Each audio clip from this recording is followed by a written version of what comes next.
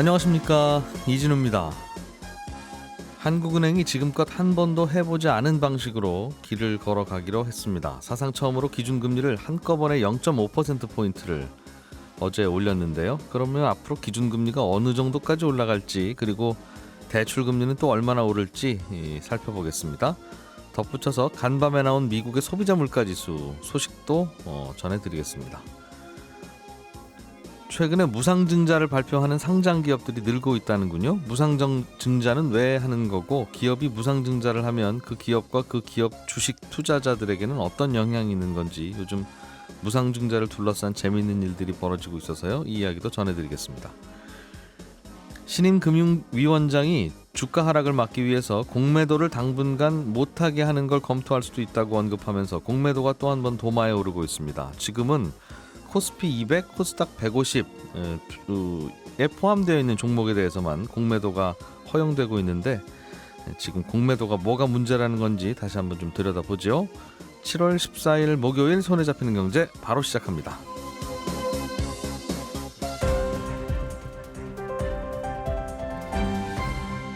이진우의 손에 잡히는 경제. 예, 오늘도 중요한 경제 뉴스들만 고르고 골라서 깔끔하고 산뜻하게 정리해드리는 시간 시작하겠습니다. 김현우 소장, 박세훈 작가 늘 두 분은 나와 계시고요. 한국경제신문 이슬기 기자도 함께합니다. 어서 오세요. 안녕하세요. 자, 우리나라 기준금리를 어제 올렸는데 한꺼번에 두 계단. 그렇습니다. 뭐 한 계단은 0.25라고 법에 정해져 있는 건 아닙니다만, 보통은 그렇게 올리죠. 네, 다들 그냥 그렇다고 생각하는데 0.5로 올렸으니까 두 계단 올렸다고 표현을 하는 거죠. 네, 사상 처음 있는 일입니다. 2.25가 됐어요 이제. 그렇습니다. 예. 여기까지는 어제 워낙 뉴스가 많이 나와서 다들 아실 거고요. 예. 그동안 한국은행이 두 계단, 그러니까 0.5% 내린 적도 있고 1%포인트를 내린 적도 있는데, 네. 0.5%포인트를 올린 건 처음 있는 일이거든요. 올릴 때는 두 계단씩 못 올렸다 그동안. 네, 한 계단만 올렸습니다. 근데 이렇게 한 번에 확 올린 이유에 대해서 어제 하나는 이렇게 얘기를 했습니다. 물가가 예상보다 많이 오르는 것도 문제인데, 네. 기대 인플레이션을 미리 잡는 게 중요하다고 생각해서 이번에는 한 번에 많이 올렸다. 그러니까 이번에 금리를 한 번에 많이 올려서 물가가 오를 거라고 생각하는 사람들의 심리를 미리 좀 꺾어보겠다는 겁니다. 여러분, 하느니 물가 잡을 겁니다. 그러니까 내일 물가 오를 거라고 예상하고 미리 오늘 물건 사서 사재기 하지 마세요. 미리미리 사지 마십시오. 물가 잡아요. 예. 라는 신호를 준 거죠. 사람들의 마음속에서 뭐 어떤 이미지나 편견이나 예상이 생기는 게 무섭다, 그게. 그게 무서운 겁니다, 사실은. 물가야 다음 달에 잡으면 잡을 수 있는데, 네. 사람들의 마음에 불이 붙어버리면, 네. 그 불 좀 일단 꺼보겠다는 겁니다. 아유, 이렇게 금리 많이 올리면 물가 잡히겠지 라는 네. 생각을 좀 해주십시오. 그렇습니다.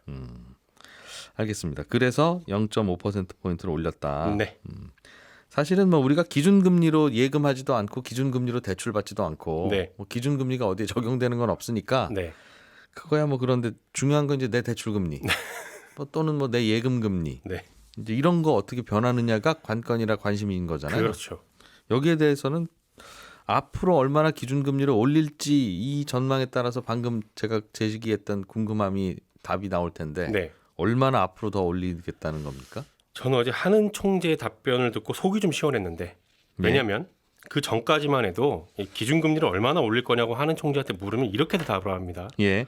당분간 물가에 보다 중점을 두고 통화 정책을 운용할 필요가 있다. 완화 정도의 추가 조정 시기를 점검해 가겠다. 무슨 말인지 잘 모르시겠죠. 이거는 올릴 수도 있고 안 올릴 수도 있다, 이런 얘기거든요. 근데 어제 신임 총재가 어떻게 얘기를 했냐면 확실하게 얘기했어요. 금리 인상 기조를 이어나갈 필요가 있다. 이건 앞으로 금리 올린다는 명확한 메시지거든요. 예. 그러면서 이렇게 덧붙였습니다. 연말까지 0.25%포인트씩 점진적으로 올리는 걸 고려하고 있다. 시장에서 연말 기준금리가 2.75%에서 3%에 도달할 걸로 예측하는 건 당연하고 합리적이라고 본다. 이 얘기는 연말에 3%까지 올릴 수 있다는 얘기입니다. 그러면 지금부터 3번 더 올릴 여지도 있다. 3번 남았거든요, 지금 딱. 금통이 앞으로 네. 3번 남았는데 올해. 네, 그중에 3번 다 올릴 수도 있고, 네, 3번 중에 2번만 올릴 수도 있고. 네, 내 하지만- 생각도 그렇다. 네. 라는 뜻이죠. 뭐 어떻게 될지야 모르겠습니다만. 네. 아무튼 시장에서 예측하는 건 3%까지 올라갈 수 있겠구나라는 예. 겁니다. 알겠습니다. 그러면 대출 금리는 어느 정도까지 올라가는 걸로 봐야 되냐? 이게 무슨 수학 공식이 있으면 딱 좋은데 그러니까요. 근데 이게 그거는 아닌 거죠. 좀 어려운 질문인데 대출 예, 예. 어떻게 될 거냐는 질문은, 왜냐하면 한국은행이 기준금리를 올리면 은행의 예금 적금 금리는 대체로 올라갑니다. 예. 그 이유는 한국은행이 기준금리를 올리면 단기금융시장의 금리도 올라가거든요. 네. 그러면 단기금융시장에서 자금 굴려서 이자 주는 금융상품들이 CMA나 MMF인데 그 금리는 바로 올라가더군요. 바로 올라갑니다. 예. 그러니 은행 입장에서는 이런 금융상품들하고 경쟁을 해야 되니까 네. 예적금 금리를 같이 올리는 겁니다. 네. 그러면 은행은 예적금 금리가 올라간 만큼 대출 금리도 따라 올리겠죠. 안 그러면 은행이 손해가 될 수 있으니까요. 그렇겠죠. 예. 그러니 이 대출 금리가 얼마나 빨리 어디까지 올라갈지는 사실은 잘은 모릅니다. 당분간은 양파값, 밀가루 값은 올랐으면 네, 짜장면 값도 올리는 게 상식이긴 한데 네, 올릴 수도 있고 안 올릴 수도 있죠. 못 올릴 수도 있고 네. 안 올릴 수도 있고. 왜냐하면 짜장면 가격을 갑자기 확 올려버리면 손님이 줄 수가 있거든요. 대출 받으려는 손님이. 그렇습니다. 그래서 당분간은 좀 오를 거예요. 왜냐하면 대출이라는 게 우리가 주택담보대출만 있는 게 아니라 기업들도 요즘 대출 받으려고 하거든요. 예. 그러다 보니까 대출 수요가 있는 만큼 금리를 좀 높여 받을 텐데 우리가 중요하게 생각하는 주택담보대출은 3개월, 6개월 뭐 이런 식으로 짧게 빌리고 갚을 게 아니잖아요. 앞으로 몇 년간의 금리가 궁금하죠. 그렇죠. 5년에서 10년, 20년 이렇게 빌릴 거라서 지금 당장의 대출 금리보다는 1년 후, 2년 후의 금리가 중요한데 예. 이거는 그 누구도 모릅니다. 왜냐하면 대출 금리라는 건 한국은행의 기준금리의 영향을 받기보다는 네. 대출을 받으러 오는 수요가 얼마나 되느냐에 따라 달라지는 거거든요. 많이 받으러 오면 금리 올릴 거고 아니면 반대로 내릴 거고 예. 그리고 정부가 대출 규제를 또 얼마나 하느냐에 따라서 대출 금리가 오를 수도 있고 내릴 수도 있는 거라서 장기적으로는 좀 알기가 어렵습니다. 저한테 뭐 물어보더라도 저도 이제 이것저것 궁금해서 여쭤봤는데 한 1년 앞으로 한 1년 정도는 대출 금리 좀 오를 것 같고 네. 그 다음부터는 잘 모르겠고 네. 굳이 베팅을 하라면 1년 후부터는 좀 내려가는 쪽에 베팅을 하고 싶은데 네. 그럼 세상 일 어떻게 될지 아무도 모르는 거니까 네. 그 정도로 답을 하더군요. 그렇습니다. 어젯밤에 그러니까 우리나라 시간으로는 어젯밤입니다. 자고 일어나니까 이런 소식이 있었어? 하는 분도 있을 거고 네. 어제 늦게 주무신 분들은 보고 주무셨을 거고 네. 6월 소비자 물가지수가 발표됐는데 미국 거요. 미국 거 네. 우리나라 거는 아닌데 네. 관심이 가죠. 전 세계가 주목하는 숫자고 어제 미국도 놀라고 전 세계도 깜짝 놀랄 숫자가 나왔습니다. 많이 올랐어요? 작년 6월 대비 9.1% 오른 걸로 나왔는데요. 아, 사실 발표 전에도 6월에도 좀 높게 나오겠구나라는 걸 다들 인식은 하고 있었습니다. 왜냐하면 백악관 대변인이 물가지수 발표하기 전에 이번에 좀 높게 나올 겁니다. 에헴 했거든요. 예. 그래서 다들 그래 그럼 시장 예상대로 한 8.8% 정도 나오겠구나 했는데 음흠. 뚜껑 열어보니까 9.1%가 나와서 다들 화들짝 놀란 거죠. 그러면서 어제 미국 증시는 다 하락 마감을 했는데 문제는 그럼 2주 후에 있을 기준금리 결정하는 회의에서 기준금리를 얼마나 올릴 거냐라는 거거든요. 지금까지는 7월에는 이번에 한 0.75% 올리고 상황 봐서 이제 또 0.75%를 한 번 더 올리거나 아니면 그러니까 물가가 좀 잡히는 것 같으면 9월엔 0.5%포인트 예. 그리고 11월, 12월에는 0.25%포인트 올리는 걸로 예상들을 하고 있었는데 6월 소비자 물가지수가 이렇게 높게 나와버리니까 지금 나오는 전망으로는 2주 후에 있을 회의에서 1%포인트를 올릴 수도 있다라는 전망이 나옵니다. 우리로 치면 4계단을 한꺼번에 올라간다고요? 네. 깜짝 놀라는 거죠. 예. 페드와치라고 예. 미국의 기준금리 예측하는 게 있는데 오늘 아침에 제가 들어가서 보니까 어제만 해도 이 1%포인트 올릴 거라는 예상이 12% 정도 됐는데 지금은 78%로 높아졌거든요. 10명 중에 8명이 4계단 한꺼번에 올리겠네 라고 생각한다는 그렇게 보고 있는 겁니다. 시장에서는. 물론 다른 전망도 있습니다. 어떤 거냐면 이달 들어서 국제유가가 살짝 떨어졌고 미국의 기름값도 조금 내렸거든요. 네. 그러니까 7월달 소비자 물가지수는 6월보다는 낮게 나올 수도 있고 무엇보다 1%포인트를 올리게 되면 이건 정말 경기 침체 가능성이 매우 높아지는 거라서 네. 연준이 굳이 1%포인트까지는 안 올릴 거다라는 반론도 있습니다. 그러면 미국은 0.75를 올리냐 1을 올리냐 둘 중에 하나입니다. 이게 지금은. 당분간의 관심사다 이거죠. 그렇습니다. 그리고 여기서 박 작가의 토막 시사 상식 하나 말씀을 드리면 기준금리를 0.25%포인트 올리는 걸 베이비 스텝이라고 하고요. 0.5 올리면 빅 스텝, 0.75 올리면 자이언트 스텝이라고 하는데 요즘 이렇게 부르더군요. 자이언트 스텝까지는 많이 나왔죠. 예. 기준금리를 1%포인트 올리는 건 울트라 스텝이라고 표현을 합니다. 전보 스텝이라고도 하고요. 상식 삼아 알아두시면 어디 가서 아는 체 하기 좋습니다. 베이비 스텝, 빅 스텝, 자이언트 스텝, 울트라 스텝. 네. 그 다음은 아직 안 만들어 놓은 모양이에요. 그렇습니다. 다음 것도 좀 준비해야 되는 건가? 이름을. 예, 고맙습니다. 이슬기 기자님, 네. 요즘 주식시장에서 대담한 개인 투자자가 나타났다. 회사에 무상증자를 요구하고 요즘 무상증자 발표하면 주가가 뭐 그냥 정신없이 오른다면서요? 네, 네. 그러면 이제 주가 오르면 주식 처분하고 예. 근데 무상증자 정도는 뭐 그냥 하면 할 수도 있고 안 할 수도 있고 뭐 그런 거니까. 네네. 회사는 해주고 뭐 그런 건가 봐요. 네, 그렇습니다. 예. 이번 사건은 조금 특이한데요. 예. 39살 개인 투자자 김모 씨가 신진 SM이라는 주식을 이제 지난달 중순이랑 이번 달 초에 107억 원어치를 샀습니다. 예. 그런데 주식을 이렇게 많이 사면은 왜 샀는지 이유를 공시에 밝혀야 합니다. 예. 그랬더니 이분이 무상증자 등 주주 가치 제고를 위해서 주식을 샀다라고 밝혀서 네. 주가가 바로 상한가를 기록했습니다. 이렇게 갑자기 주가가 급등하니까 예. 이제 한국거래소는 너네 회사에 도대체 무슨 일이 있냐고 밝히라고 한 거죠. 신진 SM이라는 회사에. 예. 그래서 이 회사가 무상증자를 고려 중이긴 한데 결정된 건 없다라고 네. 답변을 했습니다. 결정했으면 무상증자 한다고 공시했겠죠. 예. 예. 그래서 투자자들은 이 공시를 보고서 이 회사가 정말 무상증자를 하나보다라는 생각을 해서 주가가 또 계속 올랐고 예. 그 와중에 어제 이런 공시가 나왔던 겁니다. 아까 말씀드렸던 39살 김모 씨가 갖고 있던 주식을 다 팔았고 11억 원의 차익을 봤다는 거죠. 예. 100억을 투자를 해서 2, 3주 만에 10억을 번 겁니다. 뭐 왜 이런 무슨 일이 벌어진 건지도 잘 이해도 안 가는데 예. 무상증자를 하면 주주 가치가 제고가 되는지도 잘 모르겠고 예. 무상증자하면 좋은 건가요? 왜 사람들이 다 주식을 갑자기 사지? 뭐 이런 예. 궁금함도 들고 예. 무상증자라는 게 주식을 좀 더 발행해서 나눠주는 거잖아요. 예, 그렇습니다. 그러니까 돈 안 내고 받아도 되는 거 받으니까 좋지만 뭐라고 하나 그게 그냥 회사 돈으로 주식을 찍어서 주는 거니까 예. 어차피 주주 입장에서는 왼쪽 주머니에 있는 거 오른쪽 주머니로 옮기는 거라 예. 다시 왼쪽 주머니로 옮길 수도 있고 예, 그렇습니다. 특별히 좋을 거는 없는 것 같은데. 예, 그렇습니다. 말씀하신 것처럼 무상증자라는 게 회사에 쌓인 유보금, 정확히는 자본잉여금으로 주식을 찍어서 주주들에게 공짜로 나눠주는 겁니다. 예. 말씀하신 것처럼 회사가 주식을 팔아서 새 돈을 벌어온 것이 아니기 때문에 기업 가치 자체는 변하는 게 없습니다. 근데 다만 이제 주가가 싸 보이는 착시가 일어나는 거죠. 예를 들어서 이제 10,000원짜리 주식을 1대2로 무상증자를 한다면 예. 주식이 2개로 쪼개지는 대신에 한 주당 주가도 5,000원이 되기 때문입니다. 뭐 삼성전자 주가가 갑자기 10,000원이 되면은 굉장히 싸 보이고 막 사보고 싶고 그러지 않습니까? 뭐 그런 효과라고 볼 수 있는데요.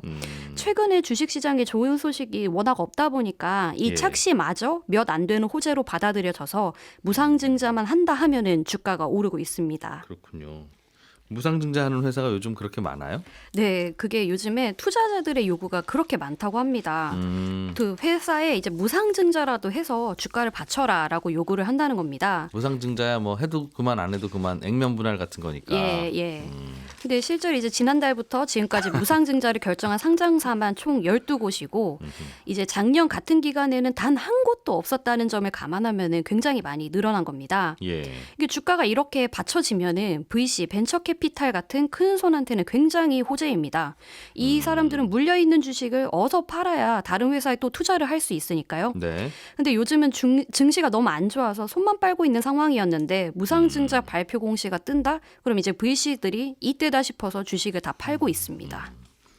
무상증자하면 일단 주가는 올라갔다 다시 내려오는 걸로 네. 투자자들 사이에 뭔가 컨센서스? 예. 자 이런 게임 시작하는 거야. 예. 그런 게 예. 있나 봐요. 예, 지금 그게 좀 자리 잡힌 모양새입니다.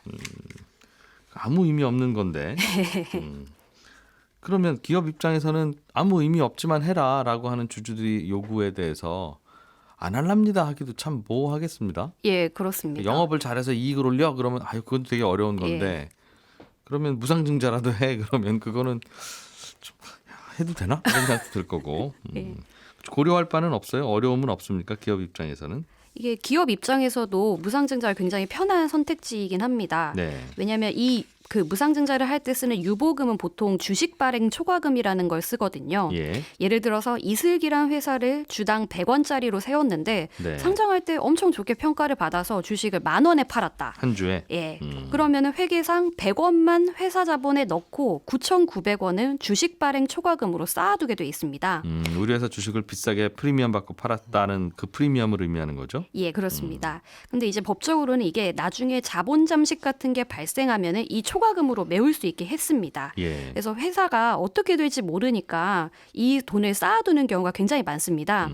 근데 그 중에서 나는 이 돈 없어도 자신 있다 하는 회사는 이제 주식을 찍어서 주주들한테 주는 무상증자를 하는 겁니다. 예. 이제 반면 이제 주주 가치를 올릴 때 가장 많이 쓰이는 수단인 자사주 매입 같은 경우는 사업을 정말 잘해서 벌고 남은 돈으로 매입을 해야 합니다. 예. 돈을 많이 벌어야 한다는 건데 네. 기업 입장에서는 이미 갖고 있는 자본으로 하는 무상증자가 부담이 덜할 수 있습니다. 그래서 무상증자는 하면 할 수 있는데 예, 해도 별게 아닌데 예, 어쩌지 하다 보니까 무상증자하면 일단 두세 배 오르는 걸로 예. 주가가 예. 다들 그렇게 누가 약속한 건 아닌데 그냥 그렇게 예, 그렇습니다. 다시 내리죠. 뭐 곧 올랐다가 보니까 예, 뭐 다시 그냥 금방 다시 원래 가격으로 내려오더군요. 예, 그렇습니다. 금방.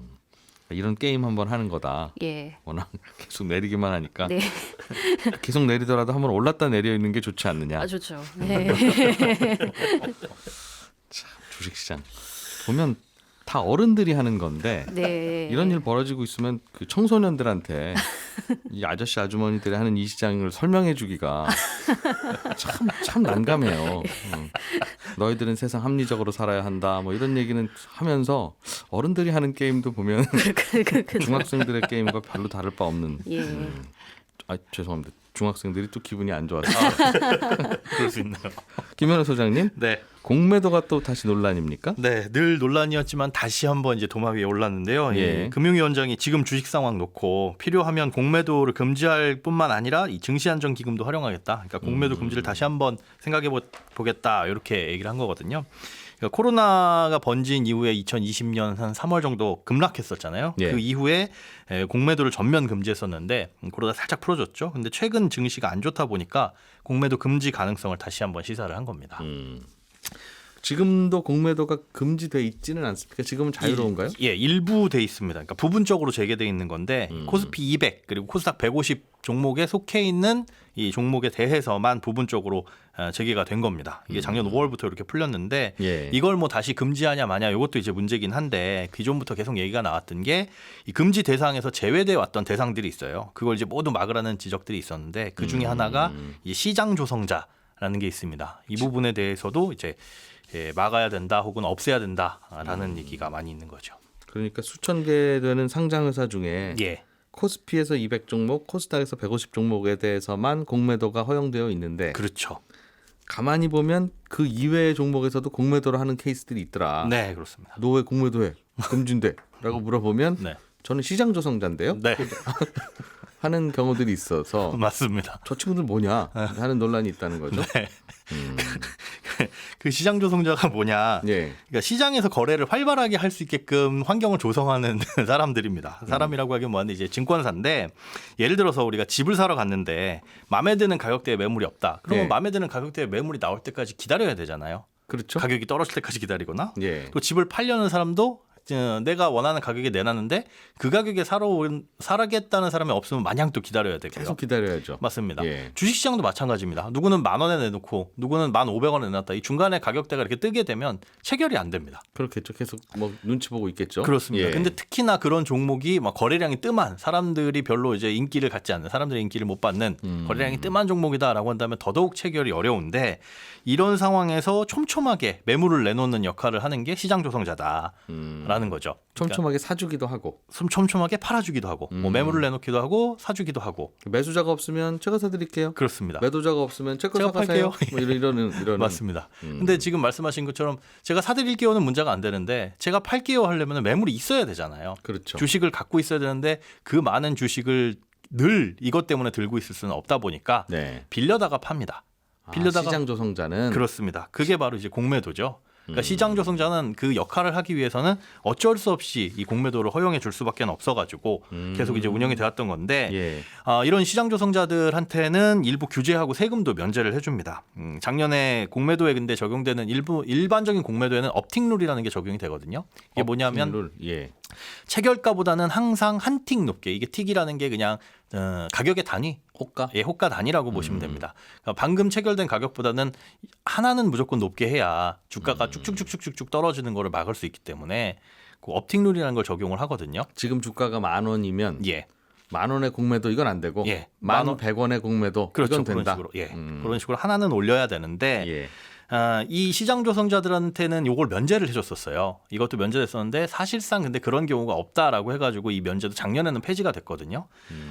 그리고 이제 인센티브를 준다라고 하는 게 이제 증권거래세 정도 면제해주는 게 원칙이긴 합니다. 여기는 공익을 위해서 늘 사고 팔아야 되는 게 직업인 분이니 시장 조성자는 그렇죠. 공익이긴 하지만 뭐 그래도 돈을 벌어가는 단순히 진짜 공익을 위해서 자원봉사를 하는 건 아닙니다. 여기도 이제 돈을 벌어가는 구조는 당연히 있으니까 증권사들도 꽤 큰 돈을 들여서 시스템을 구성을 하고 여기에 예. 참여를 하긴 하는 건데 그렇다고 하더라도 뭔가 유인이 있어야 되잖아요. 그러다 보니까 이 증권거래세를 면제해 주는 게 원칙이긴 합니다. 그러고 있는데 네, 아무리 시장 조성자라도 그렇지 공매도를 하고 있지 않냐 지금. 그렇죠. 사겠다는 사람이 있을 때 팔아드려야 되는 게 시장 조성자의 역할이니 네, 어딘가에서 주식 빌려와서 팔고 있는데 그게 공매도지 뭐라고 맞습니다. 생각하면 또 공매도인 거니까 네, 저 친구들도 못하게 하자라는 네. 게 이제 공매도 반대하시는 분들의 목소리군요. 그렇죠. 그런데 그러면 시장 조성자가 사라지게 되면 문제가 생기냐? 사실 그렇지는 않습니다. 이게 시장 조성자가 시장을 조성해야 되는 의무가 네. 모든 종목이 아니에요. 일부 종목입니다. 일부 거래가 잘 안 되는 종목에다가 시장 조성자를 넣어야 되겠죠. 그게 사실은 취지인데 예. 반대로 일부 거래가 안 되는 종목들보다는 거래가 잘 되는 종목 위주로 구성이 되어 있거든요. 시장 조성자가 참여하는 네, 그렇습니다. 이미 시장이 잘 조성되고 있는데 네, 이게 그렇게 구성이 되어 있는데 이게 사실은 종목을 뭐 거래소가 일방적으로 정하거나 시장 조성자가 정하는 건 아닙니다. 이제 같이 협의를 통해 가지고 정하고 계약을 체결해서 1년 동안 운영이 되는 건데 네. 안 되는 조건들은 있어요. 시가총액이 1조 원 이상이거나 회전율이 상위 50% 이상이 되는 종목들은 제외를 해라. 거기는 시장 조성이 필요 없다. 예, 필요 없다. 이미 시장이 과열이다. 그렇습니다. 그러다 보니까 2020년에는 그런 규제가 없었거든요. 근데 2021년에 들어서는 여러 규제가 생기다 보니까 그 대상 종목이 절반으로 감소했어요. 그렇기 때문에 사실은 시장 조성자가 운영할 수 있는 종목 대상 풀은 점점 좁아지고 결과적으로는 이게 그러면 제도 운영에 의미가 있냐라는 네. 지적까지도 나오게 된 거죠. 그리고 실제로도 지금 시장 조성자 운영이 작년 9월부터 지금까지 중단돼 있습니다. 이게 시장 조성자는 사실은 매년 이 거래소하고 계약을 체결해가지고 1년 동안 일을 해야 되는데 네. 작년에 14개 증권사하고 계약을 체결을 했어요. 그런데 그 14개 증권사 중에 9곳이 금감원에서 야, 이디네 정정이나 취소를 과도하게 냈다. 이거 이 시장에 교란한 거 아니냐, 시장을 교란한 거 아니냐, 네. 그런 정황이 있다라고 해서 과징금 480억 원을 부과를 했습니다.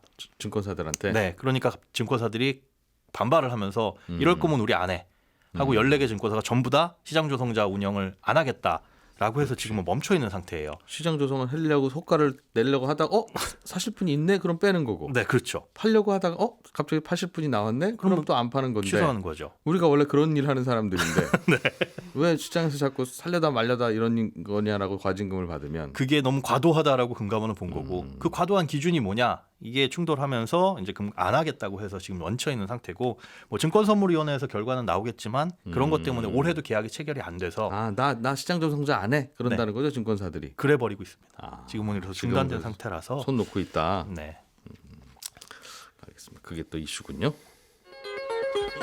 예, 오늘 저는 11시 5분에 이어지는 손에 잡히는 경제 플러스에서 다시 찾아와서 인사드리겠습니다. 이진우였습니다. 고맙습니다.